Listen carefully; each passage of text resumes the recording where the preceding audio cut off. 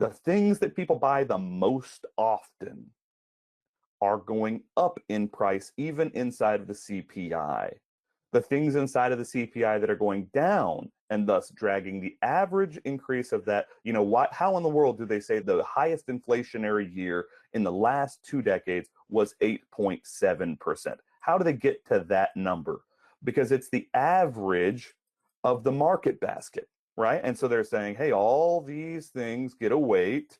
They're not equally weighted, but all these things get a weight. And with all the ones that went up and all the ones that went down, we're going to say things were 8.7% more expensive. But if you're in a hospital with medical issues, or if you've got long-term care going on, or if you're a kid going to college, some of the things that move up the fastest directly affect retirees more. And again, people aren't buying new televisions every day. Who cares if it's getting less expensive? It's dragging the average down. People aren't buying new cell phones necessarily every day. It's dragging the average down. People aren't buying new cars every day. It's dragging the average down. There are things that we just don't buy every day. And you can say every single one of those things you buy once and then you don't buy again. And honestly, if they inflate too much, you might just wait to get a new car. You might just wait to trade in your cell phone.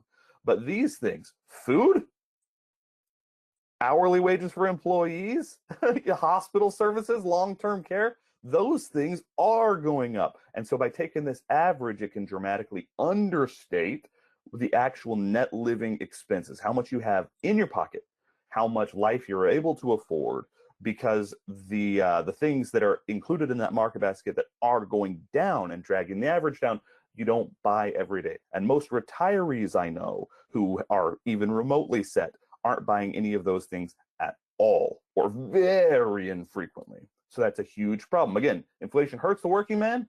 If you enjoyed that conversation, what I think you'll really enjoy is the longer conversation that we had on the subject. This is just one small piece. That conversation was about an hour and 15 minutes. If you want to see the whole conversation and really get into the nuance, here's the link.